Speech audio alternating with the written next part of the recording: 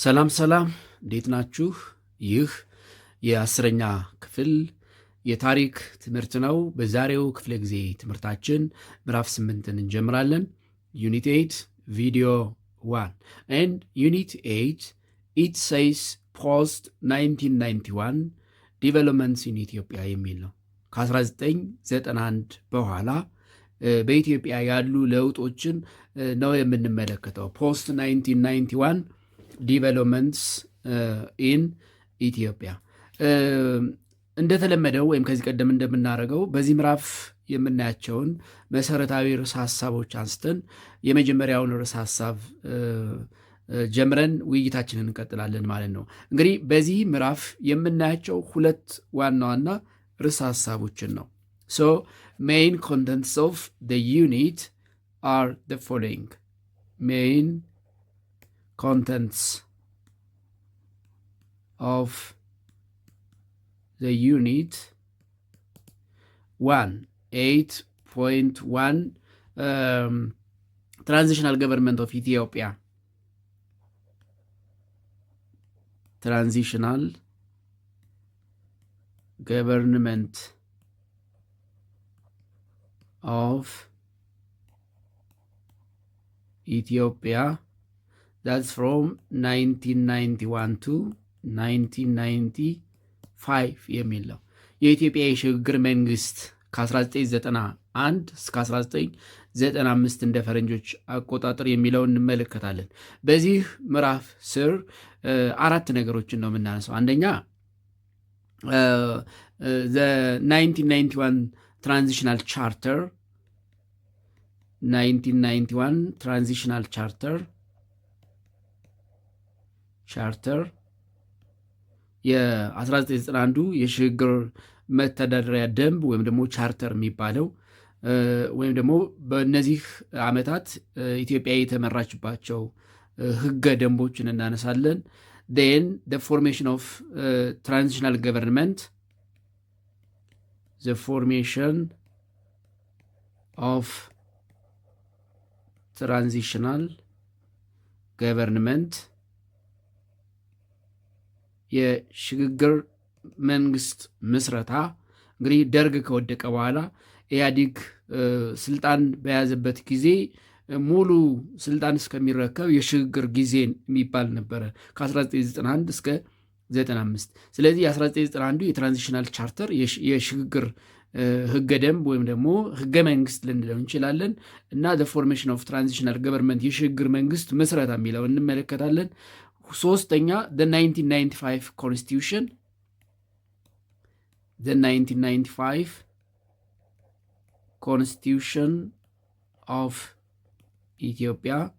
እንግዲህ ኢትዮጵያ በታሪክ አራት ህገ መንግስቶችን አርቅቃለች። የ1931 የመጀመሪያው የተጻፈ ህገ መንግስት፣ የ1951 ሪቫይዝድ የተደረገው ህገ መንግስት፣ ሁለቱም የንጉሠ ነገሥቱ የአፄ ኃይለሥላሴ ዘመነ መንግስት ህገ መንግስታት ሲሆኑ ሶስተኛው የደርግ ህገ መንግስት የ1987ቱ እና አሁን በስራ ላይ ያለው የ1995ቱ ህገ መንግስት ናቸው። ስለዚህ የ1995ቱ ህገ መንግስት የኢትዮጵያ ህገ መንግስት እና the formation of FIDRI, the formation of ፌዴራል ዲሞክራቲክ ሪፐብሊክ ኦፍ ኢትዮጵያ የሚሉ አራት ርዕሰ ሀሳቦችን በዚህ ስር እናነሳለን። ሁለተኛው 8.2 the hydropolitics of Nile and development issues and challenges in the democratization process of Ethiopia የሚል ነው። the hydropolitical history, politics or political history of Nile, history of Nile basin and development issues የሚል ሲሆን በዚህ ርዕሰ ሀሳብ ደግሞ ሁለት መሰረታዊ ርዕሰ ሀሳቦችን ወይም ደግሞ ቶፒኮች እናነሳለን። አንደኛው the hydropolitical history of Nile, the hydropolitical history of Nile, history of Nile basin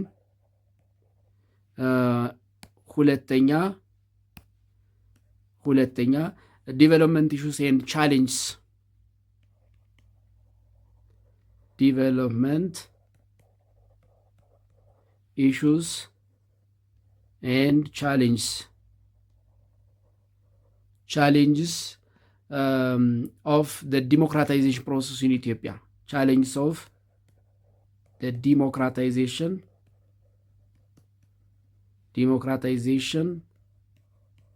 process of Ethiopia የሚሉ ሁለት መሰረታዊ ርዕሰ ሐሳቦችን በሁለተኛው ክፍል እናነሳለን ማለት ነው። ስለዚህ ዩኒት 8 እንዳጠቃላይ እነዚህን ሐሳቦች እያነሳን የምንወያይበት ምዕራፍ ነው ማለት ነው።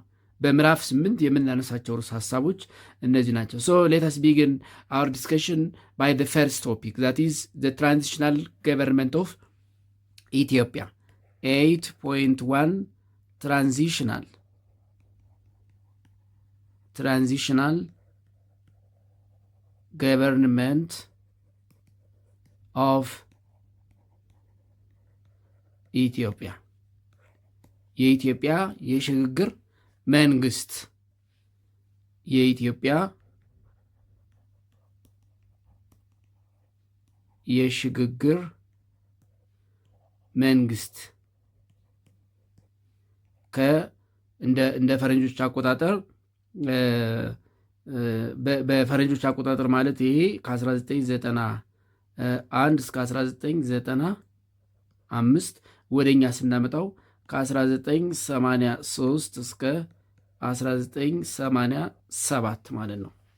ይሄ በኢትዮጵያ አቆጣጠር ይሄ አኮርዲንግ ቱ ግሪጎሪያን ካለንደር and this one is according to ኢትዮጵያን ካሌንደር። ምክንያቱም በኢትዮጵያና በግሪጎሪያን ካሌንደር የ8 ዓመት ልዩነት አለ። የግሪጎሪያን ካሌንደር ከኢትዮጵያ ካሌንደር በ8 ዓመት ይቀድማል። ስለዚህ የኢትዮጵያ የሽግግር መንግስት ወይም ደግሞ በደርግ መውደቅና በኢህአዴግ ወደ ስልጣን መምጣት መካከል ያለውን የኢትዮጵያን ጊዜ እንመለከታለን። ያ ማለት የደርግ ውድቀትና በደርግ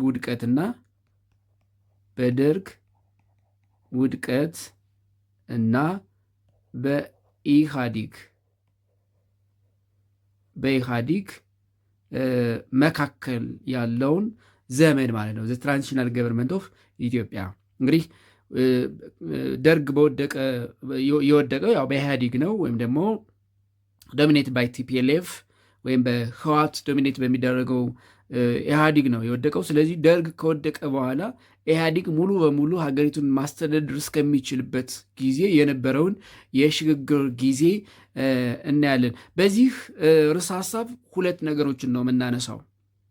አንደኛ የ1991 የሽግግር ቻርተር እና የትራንዚሽናል ገቨርንመንት ምስረታ የሚለውን እናነሳለን። ሁለተኛ የ1995 ህገ መንግስትና የፊድሪ ምስረታ የሚሉ ሁለት ነገሮችን ነው የምናነሳው። ሶ 8.11 the 1991 transitional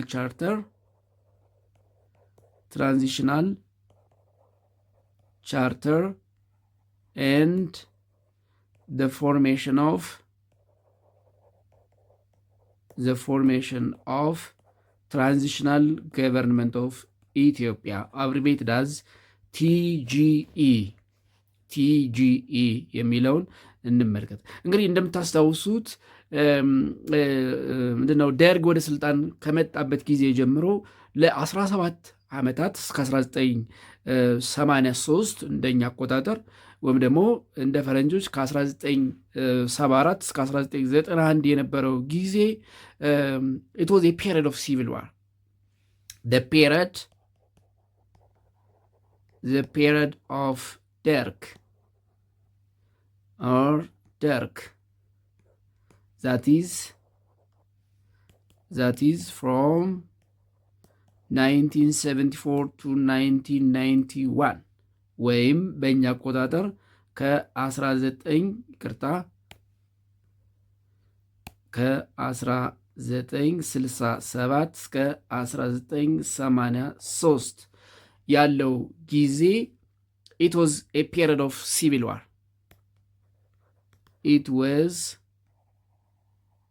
a period of civil war between the Derg government ወይም the government of Derg, the government of Derg and the liberation fighters, the liberation movement fighters, the liberation movement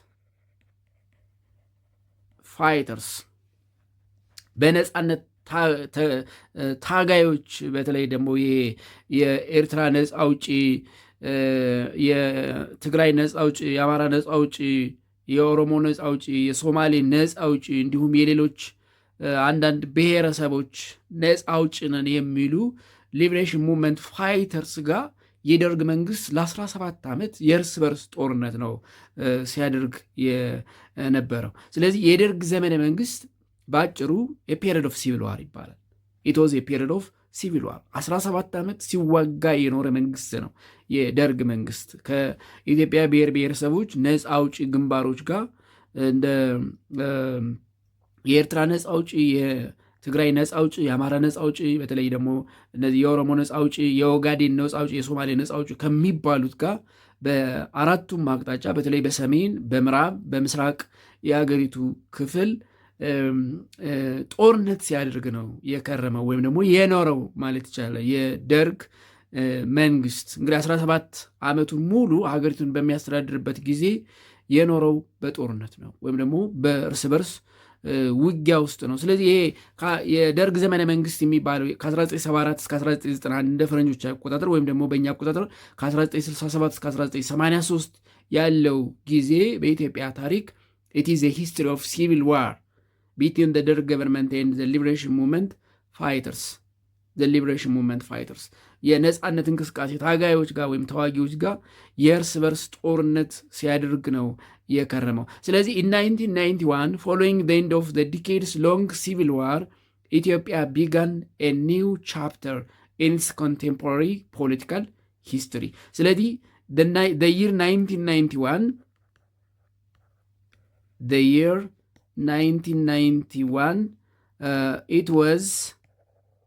it was a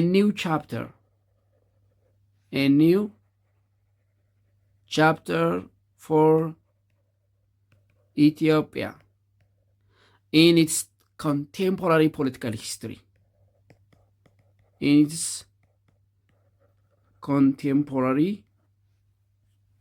Contemporary political history ኒው ቻፕተር ነበረ። ምንድን ነው ኒው ቻፕተር ያሰኘው የሚለውን እንመልከት። ዋት ሜክስ ዘ ይር 1991 ወይም ደግሞ ፖስት 1991 ኒው ቻፕተር ፎር ኢትዮጵያን ሂስትሪ፣ ለኢትዮጵያ ታሪክ አዲስ ምዕራፍ ነው የምንለው ለምንድን ነው? ዋይ ዘ ፖስት 1991 is called the period of new chapter, the period of new chapter in Ethiopian history.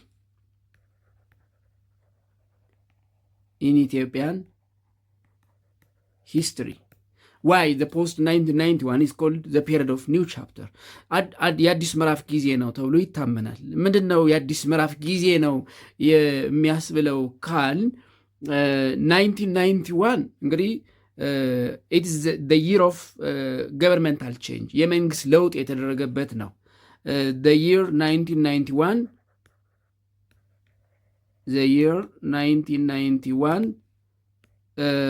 it was a year of governmental change. It was a year of governmental change. That is the downfall of Derg. The downfall of Derg. ደርግ የወደቀበት ጊዜ ነው። ስለዚህ የአዲስ መንግስት ወይም ማስተዳደር ለውጥ የተደረገበት ዓመት ስለሆነ it is a new chapter for the contemporary Ethiopian history። ግን እዚህ ጋር መነሳት ያለበት ነጥብ የመንግስት ለውጥ መደረጉ የደርግ መውደቅ ብቻውን ጊዜውን የአዲስ ምዕራፍ መጀመሪያ ሊያስብለው ያስችላል ወይ የሚለውን ጥያቄ ማንሳት ያስፈልጋል። መልሱ አዎ ነው። ለምን ካል ደርግና ኢህአዴግን ማነጻጸር እንችላለን። ደርግ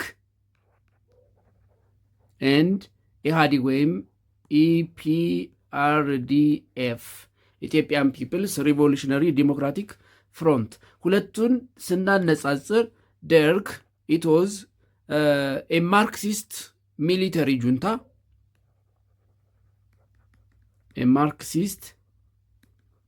ሚሊተሪ ጁንታ ወታደራዊ አገዛዝ ነበረ። ኢት ዋዝ ሶሻሊስት ኢን አይዲዮሎጂ ኢት ዋዝ ሶሻሊስት ኢን አይዲዮሎጂ በጽንሰ ሀሳብ ሶሻሊስት የሚባል ወይም ደግሞ የሚከተለው የገበያ ስርዓት ወይም የኢኮኖሚ ሲስተም ኮማንድ ኢኮኖሚክ ሲስተም ነበረ። the economic system was command or socialist economic system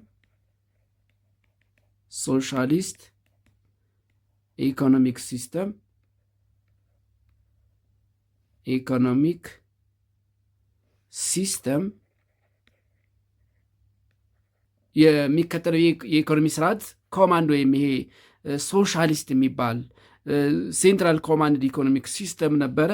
ወደ ኢፒአርዲኤፍ ስንመጣ ኢት ዋዝ ኤ ኮሊዥን ኦፍ ኢትኖ ናሽናሊስት ፎርስ ኢት ዋዝ ኤ ኮሊዥን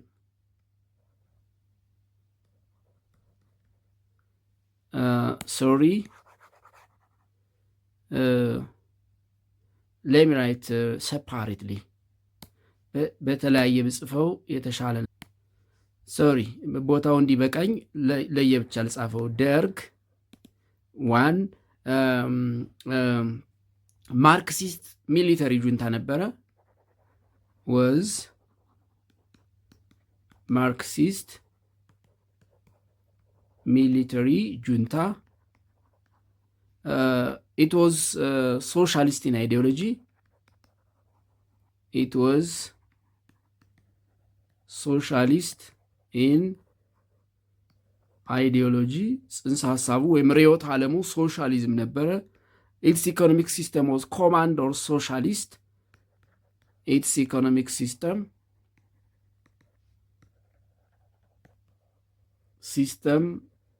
was command or socialist economic system። እንደምታስታውሱት በዓለም ላይ 4 የኢኮኖሚክ ሲስተሞች አሉ። ትራዲሽናል፣ ኮማንድ ኦር ሶሻሊስት፣ ፍሪ ማርኬት ኦር ካፒታሊስት እና ሚክስድ ኢኮኖሚክ ሲስተም የምንላቸው። ደርግ ይከተል የነበረው ሶሻሊስት ስለነበረ ሚሊተሪ ጁንታ ስለነበረ ወይም የማርክሲስት ሌኒኒስት አይዲዮሎጂ ስለነበረ የሚከተለው የኢኮኖሚ ስርዓቱ ሴንትራል ኮማንድ ወይም ደግሞ ኮማንድ ወይም ሶሻሊስት ኢኮኖሚክ ሲስተም ነበረ። ዌራስ ኢፒአርዲኤፍ ያ ማለት ይህ አዴግ የኢትዮጵያ ህዝቦች አብዮታዊ ዲሞክራሲ ግንባር it was collision of international forces. It was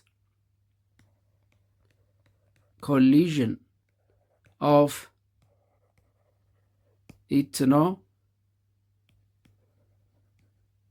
nationalist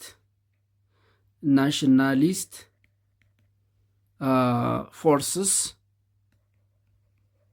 ናሽናሊስት ፎርስ ነበረ ወይም ደግሞ ኢትዮጵያን ፒፕልስ ሪቮሉሽነሪ ዲሞክራቲክ ፍሮንት ነበረ። ኢት ዋዝ ኢትዮጵያን ፒፕልስ ኢትዮጵያን ኖት ዌዝ አክቹዋሊ ኦፍ ኮርስ ዌዝ ማለት እንችላለን። ምክንያቱም ናው ኢት ኢዝ ሪፕሌስድ ባይ ፕሮስፔሪቲ ፓርቲ። አሁን ኢህአዴግ የሚባለው ፓርቲ የለም፣ ፕሮስፔሪቲ የሚባል ፓርቲ ነው። ስለዚህ ኦልሞስት ኢህአዴግም ታሪክ ሆኗል ማለት ነው። ኢት ዋዝ ኢትዮጵያን ፒፕልስ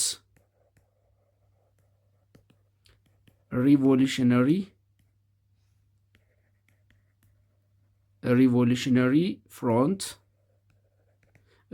ግንባር ነበረ።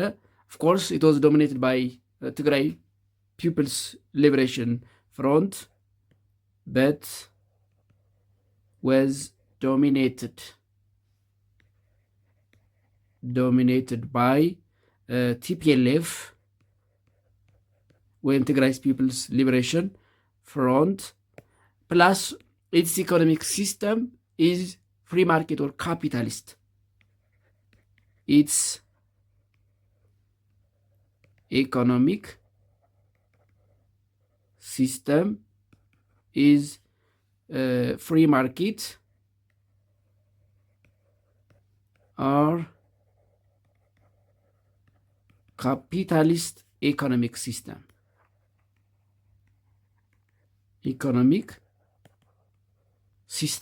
ስለዚህ ሙሉ ለውጥ ነው የተደረገው። that's why it's called a new chapter in the contemporary history of political history of Ethiopia.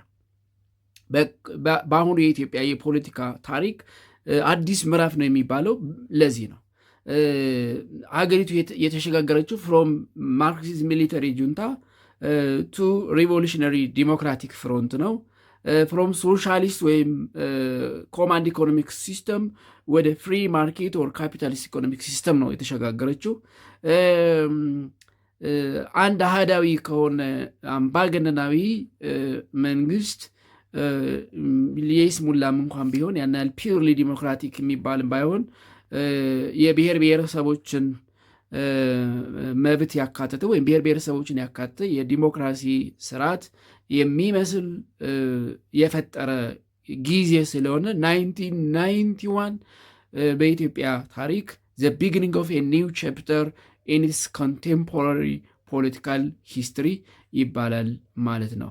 and the members of the EPRDF እንግዲህ EPRDFን የመሰረቱትን አባላት ስንመለከት the members of EPRDF, that is Ethiopian People's Democratic Revolutionary Democratic Front, were ከላይ እንዳልኩት TPLF, that is of course it was the dominant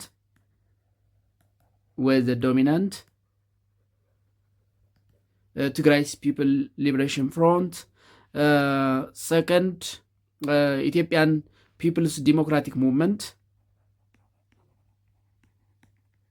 Ethiopian People's Democratic Movement, abbreviated as EPDM ያ ማለት በኋላ አማራ ናሽናል ዲሞክራቲክ ፍሮንት የሆነው ማለት ነው። በኋላ ላተር አማራ ናሽናል ዲሞክራቲክ ፍሮንት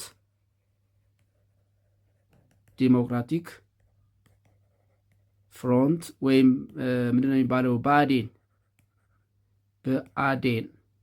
ብሔረ አማራ ዲሞክራሲያዊ ንቅናቄ የተባለው ማለት ነው። ሶስተኛ ኦሮሞ ፒፕልስ ዲሞክራቲክ ኦርጋናይዜሽን ወይም ኦፒዲኦ ኦሮሞ ፒፕልስ ዲሞክራቲክ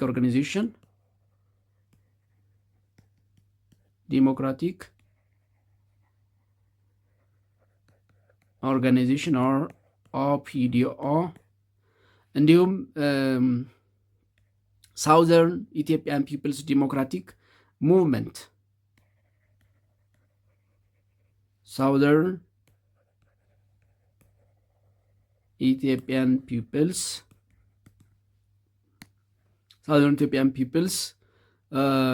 ዲሞክራቲክ ሙቭመንት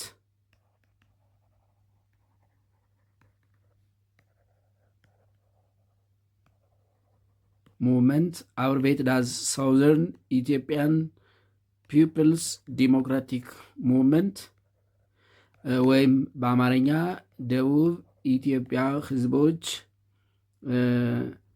ዴሞክራሲያዊ ግንባር ደኢህዴን ንቅናቄ ኖት ግንባር ደኢህዴን ወይም የደቡብ ኢትዮጵያ ህዝቦች ዴሞክራሲያዊ ንቅናቄ የሚባሉት ነበሩ ማለት ነው። ኦፍኮርስ ኢፒአርዲኤፍ በተመሰረተ ጊዜ ኤርትራ ኦልሬዲ ኦፊሻሊ ስላልተገነጠለች ምንድነው የኤርትራው የሻዕቢያ ቡድንም እንደነበረ ታሪክ ያስታውሳል። ስለዚህ እነዚህ በሙሉ በ1992 ኮላይድ አደረጉና ኢፒአርዲኤፍን መሰረቱ። ስለዚህ ቲፒኤልኤፍ ፕላስ ኢፒዲኤም ፕላስ ኦፒዲኦ ፕላስ ሳውዘርን ኢትዮጵያን ፒፕልስ ዲሞክራቲክ ሙቭመንት ጊቭስ ኢትዮጵያን ፒፕልስ ዲሞክራቲክ ሪቮሉሽነሪ ፍሮንት ኢትዮጵያን ፒፕልስ ኢትዮጵያን ፒፕልስ ሪቮሉሽነሪ ዲሞክራቲክ ፍሮንት ኢትዮጵያን ፒፕልስ ሪቮሉሽነሪ ዲሞክራቲክ ፍሮንት ኢን 1992 በ1992 ኢፒአርዲኤፍን መሰረቱ ማለት ነው። የሽግግር ጊዜው ምን ይመስል ነበር የሚለውን እንመልከት። how the transitional government of Ethiopia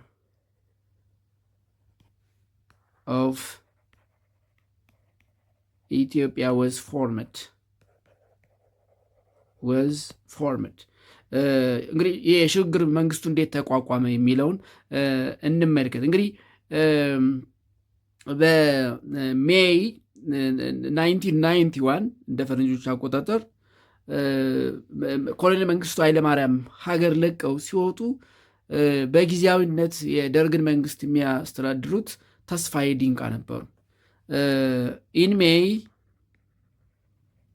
1991 when Colonel መንግስቱ ኃይለማርያም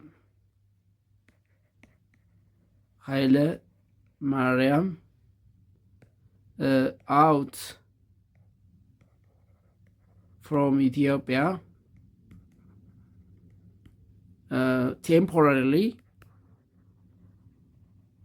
temporarily the government of Ethiopia was headed by ተስፋዬ ዲንቃ።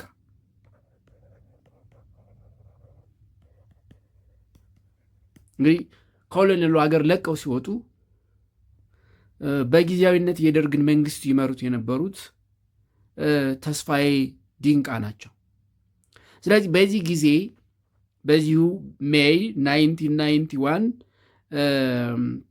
በአሜሪካ ስፖንሰርነት ለንደን ውስጥ ጉባኤ ተደረገ ወይም ደግሞ ኮንፈረንስ ተደረገ።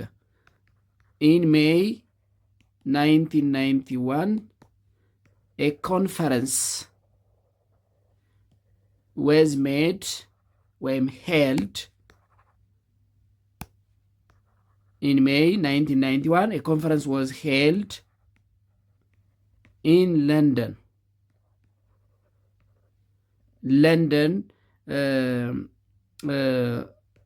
by the sponsorship of United States of America sponsorship ዩናይትድ ስቴትስ ኦፍ አሜሪካ ስፖንሰር ያደረገችው ጉባኤ ተደረገ በ1991 ለንደን እንግሊዝ ውስጥ ማለት ነው። በዚህ ጊዜ በውይይቱ ወይም ደግሞ በኮንፈረንሱ የኢትዮጵያ መንግስት በተስፋዬ ዲንቃ ሻዕቢያ ወይም ኢፒኤልኤፍ ኤርትራን ፒፕልስ ሊበሬሽን ፍሮንት በኢሳያስ አፈወርቂ፣ ኢፒአርዲኤፍ አንደር ቲፒኤልኤፍ በመለስ ዜናዊ፣ ኦኤልኤፍ አንደር ኢትስ ዴፒቲ ሴክሬታሪ ጀነራል ሌንጮ ለታ ተወከሉ ማለት ነው። ኢን ደ ኮንፈረንስ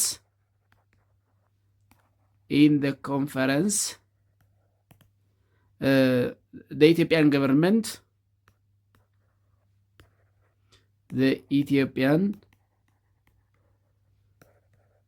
government headed by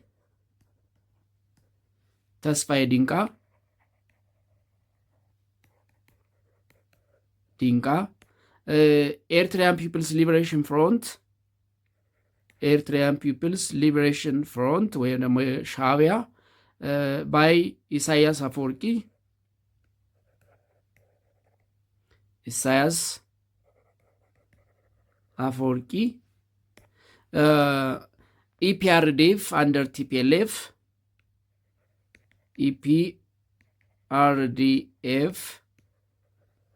under TPLF by መለስ ዜናዊ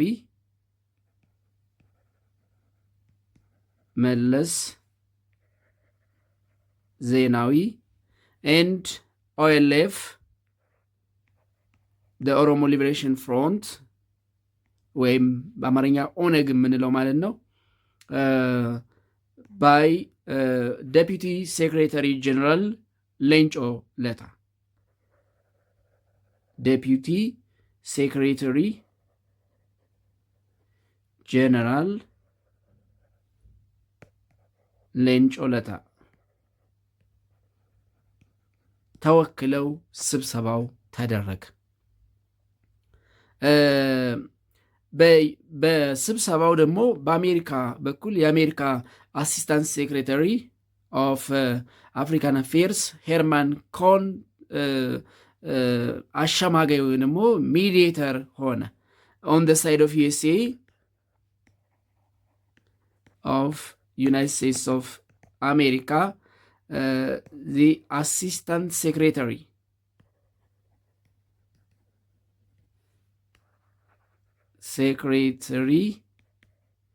for African Affairs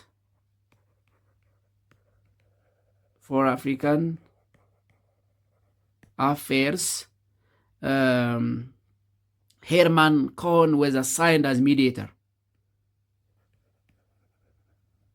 Herman Cohen was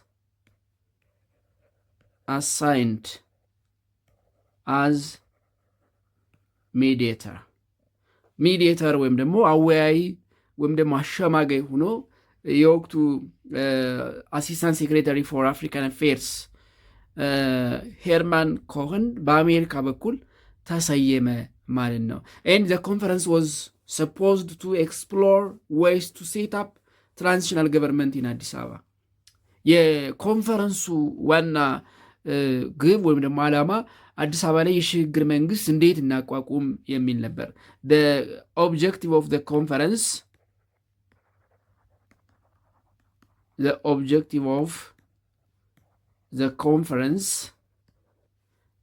was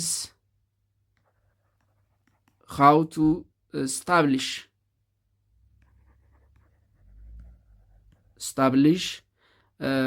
a transitional government in አዲስ አበባ ምክንያቱም ደርግ እያበቃለት እንደሆነ ስለታወቀ አማጽያንም ወደ አዲስ አበባ እየተቃረቡ ስለነበረ ኦልሞስት አዲስ አበባን ለመቆጣጠር ትንሽ ስለነበረ የቀራቸው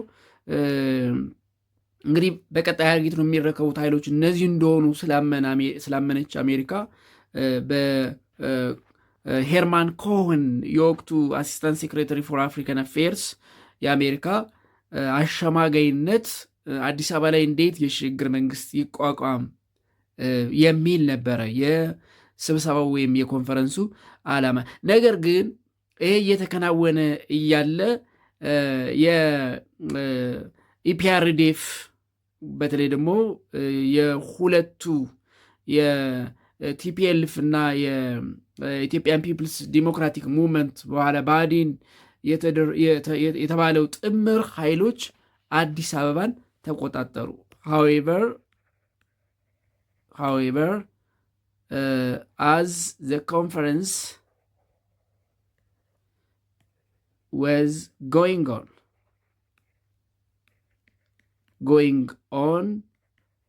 the EPRDF forces controlled Addis Ababa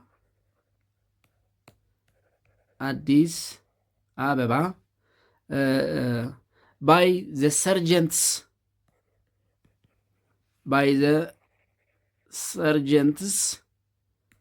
on May 28 1991 ወይም በእኛ ግንቦት 20 1983 የኢፒአርዴፍ ኃይሎች ባደረጉት ሰርጀንት ወይም ደግሞ የሽምቅ ውጊያ አዲስ አበባን ተቆጣጠሩ። እንግዲህ ስብሰባው ለንደን እየተደረገ ነው በአሜሪካ አሸማጋይነት። ኦልሬዲ ደርግ እንዳበቃለት ታውቋል። ስለዚህ የሚቀጥለው የሽግግር መንግስት እንዴት ይቋቋም የሚል ስለነበር ዓላማው ይህ ኮንፈረንስ እየተካሄደ እያለ እንግዲህ የፒአርዲኤፍ ኃይሎች አዲስ አበባን ሜይ 28 1991 እንደ ፈረንጆች ወይም በእኛ ግንቦት 20 1983 ኢህአዲግ ወይም ደግሞ የፒአርዲኤፍ አዲስ አበባን ተቆጣጠረ ማለት ነው። ስለዚህ ስብሰባው ያለ ስምምነት ወይም ደግሞ ያለ ምንም ነገር ቀረ ማለት ነው። As a result, the occupation of Addis Ababa by the insurgents talks with the government representative ከተስፋዬ ዲንቃ ጋር ይደረገው የነበረው ንግግር ወይም ደግሞ ውይይት broken down almost immediately, leaving Eritrea and Tigray rebel leadership to plan the next step with Herman Cohen. ስለዚህ the conference immediately stopped. The conference immediately stopped because Addis Ababa is already occupied by the EPRDF forces. And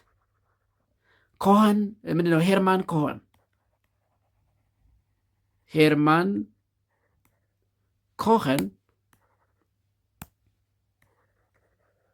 Cohen plan the next with Eritrea and Tigray rebel leadership.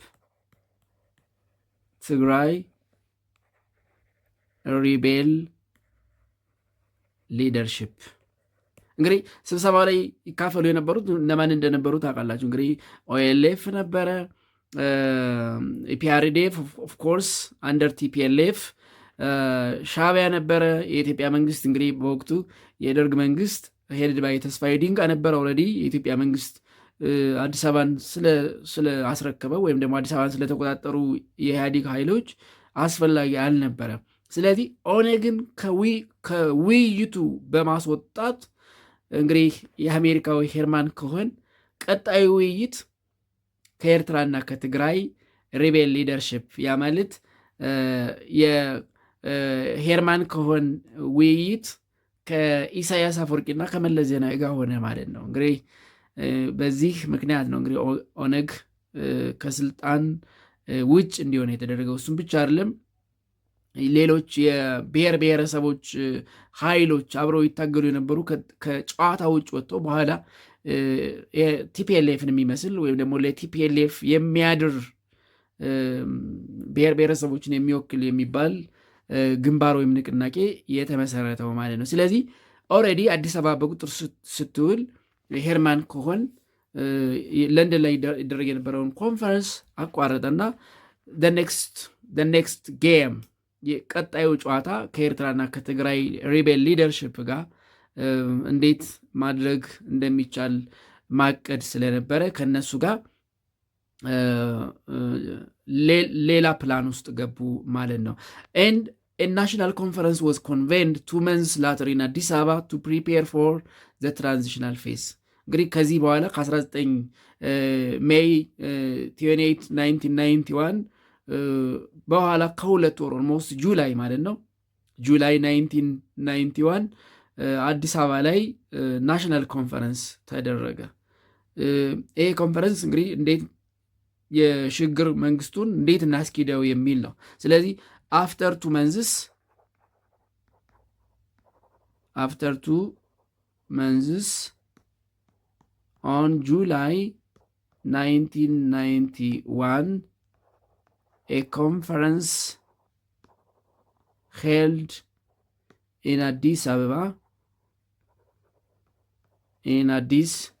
Ababa to prepare for the transitional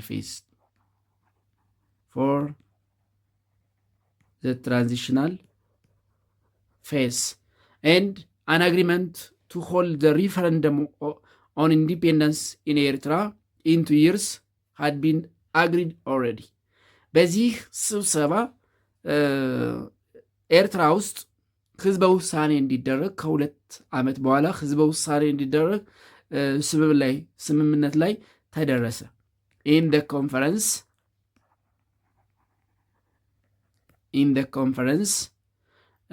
a referendum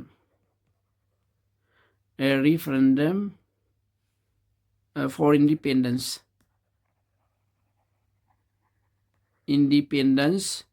in Eritrea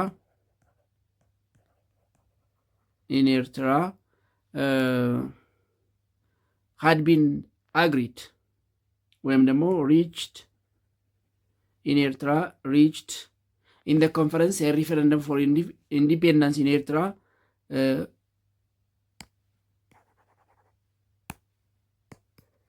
has been reached to an agreement. ከ2 ዓመት በኋላ ህዝበ ውሳኔ እንዲደረግ ስምምነት ላይ ተደረሰ ማለት ነው። and in the first week of July 1991 already the Ethiopian Democratic and Peaceful Transitional Conference was convened. ስለዚህ the Ethiopian Democratic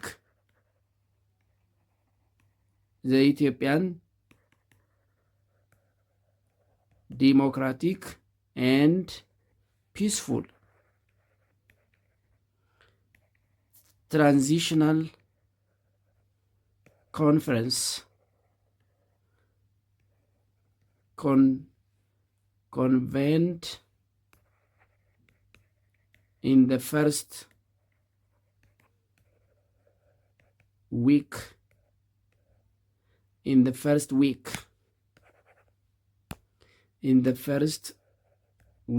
of July 1991.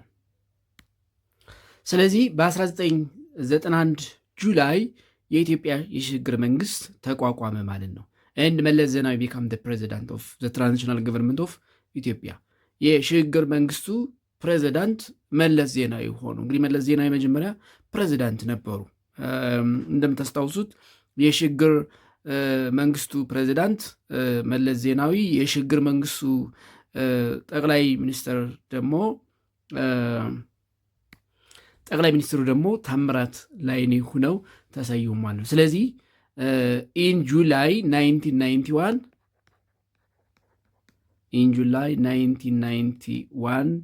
the transitional government of Ethiopia was formed and መለስ ዜናዊ became the president and ታምራት ላይኔ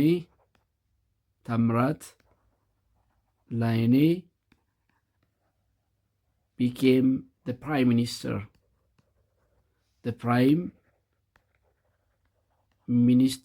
of the transitional government of ኢትዮጵያ። ስለዚህ በ1991 ሐምሌ የኢትዮጵያ የሽግግር መንግስት ተቋቋመ። መለስ ዜናዊ የሽግግር መንግስቱ ፕሬዚዳንት ሆኑ። ታምራት ላይኔ ደግሞ የሽግግር መንግስቱ ጠቅላይ ሚኒስተር ሆኑ ማለት ነው። ነገር ግን ኤርትራ ከ2 ዓመት በኋላ ነው ህዝበ ውሳኔ ታደርጋለች ተብሎ ስምምነት ላይ የደረሰው በተደረገው የአዲስ አበባው ኮንፈረንስ። ነገር ግን እስከዛ እስከ ሪፍረንደም ምን ሆና እንድትቆይ ተደረገ። ዲፋክቶ ስቴት ተደርጋ እንድትቆይ ተደረገ። ስለዚህ ኢን ዘ ታይም ኦፍ ዘ ትራንዚሽናል ገቨርንመንት ወይም ኢን ዘ ታይም ኦፍ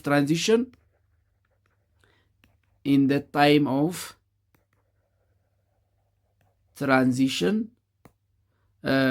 ኤርትራ አክሰፕትድ ዘ ዲፋክቶ ስቴት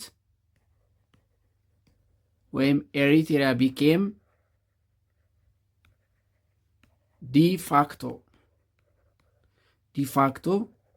ዲፋክቶ ስቴት ማለት እውቅና ያልተሰጠው ግን ራሱን እንደ ሀገር የሚመራ ማለት ነው። የኢትዮጵያ መንግስት ወይም መለስ የሚመሩት የሽግግር ገቨርንመንት ኤርትራን አያስተዳድርም፣ ግን እውቅና ሳይሰጥ ህዝበ ውሳኔ እስከሚደረግ እስከ 2 ዓመት ዲፋክቶ ስቴት ሁና እንድትቆይ ተደረገ። በዚህ ጊዜ ደግሞ ኢፒኤልኤፍ ወይም የሻዕቢያ ኢትዮጵያ የአሰብን ወደብ አዜ ፍሪ ፖርት እንድትጠቀም ወይም ደግሞ ወሰነ ማለት ነው። ኤንድ ኤርትራያን ፒፕልስ ሊበሬሽን ፍሮንት ወይም ኢፒኤልኤፍ ኦፈሪንግ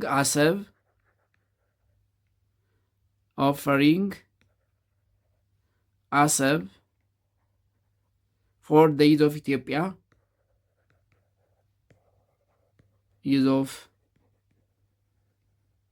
Ethiopia as a free port። እንግዲህ ያኔ ለኢትዮጵያ በነፃ የተሰጠ ወደብ ነው። ዛሬ በጦርነት እናመጣዋለን እየተባለ ሚዲያ ላይ የምንሰማው ማለት ነው።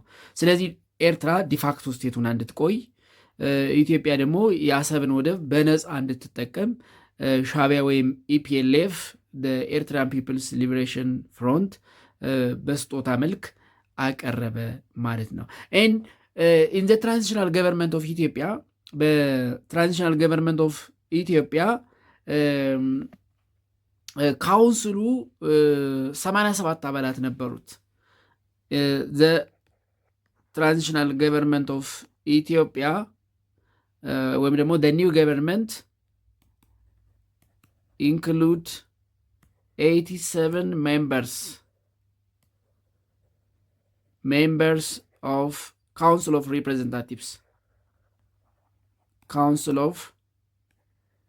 Representatives and a national charter that function as a transitional constitution and a national charter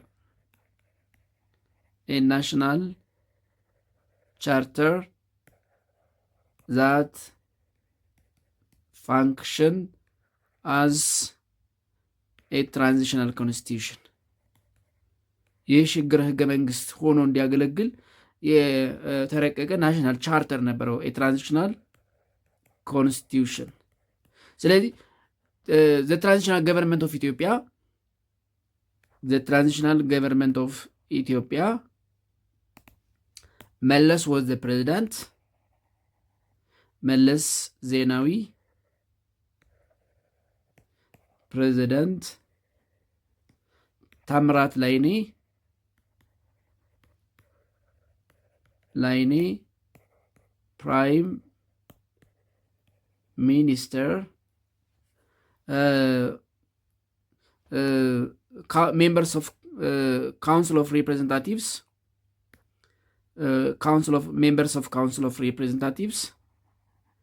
members of Council of Representatives, 87, and a transitional ኮንስቲቱሽን ወይም ናሽናል ቻርተር ነበረው። ናሽናል ቻርተር ወይም ትራንዚሽናል ኮንስቲቱሽን ነበረው። ሌላው በትራንዚሽናል ገቨርንመንት ጊዜ የኢትዮጵያን አወቃቀር ስንመለከት 14 ሰልፍ ገቨርኒንግ ክልሎች ነበሩት። ትራንዚሽናል ገቨርንመንት ኦፍ ኢትዮጵያ ትራንዚሽናል ገቨርንመንት ኦፍ ኢትዮጵያ had 14 self-governing regions. 14 self-governing regions አዲስ አበባን ጨምሮ 14 ራሳቸውን በራሳቸው የሚያስተዳድሩ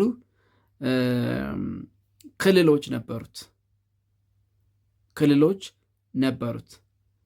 ስለዚህ በ14 ክልሎች የተዋቀረ የሽግግር መንግስት ነበራት ማለት ነው። በኋላ እንግዲህ ኢን ማርች 1993 the transitional government of Ethiopia expelled members of the Southern Ethiopian People's Democratic Coalition, and despite this development, President Meles pledged to oversee the formation of multi-party democratic system. የደቡብ ኢትዮጵያ ህዝቦችን ሙቭመንት የዲሞክራቲክ ኮሊዥን በማስወገድ ሌሎች መልቲ ፓርቲ ዲሞክራሲ ሲስተሞችን ለማዋቀር መለስ ዜናዊ አቀዱ ማለት ነው። ስለዚህ ኢን ጁን 1994 547 ሜምበር ያለው አሴምብሊ ዛት አዶፕትድ ዘ ኮንስቲቱሽን ኦፍ ዘ ፌደራል ዲሞክራቲክ ሪፐብሊክ ኦፍ ኢትዮጵያ አሳይንድ ተደረገ። ን ከ1991 እስከ 1995 ያለው የሽግግር መንግስት ጊዜ አብቅቶ በ1995 ሙሉ በሙሉ ኢህአዲግ ስልጣኑን ተቆጣጠረ ማለት ነው። ስለዚህ ከ1995 ጀምሮ ያለውን ደግሞ በሚቀጥለው በሁለተኛው ክፍል እንመለከታለን። የዛሬውን በዚህ እናበቃለን።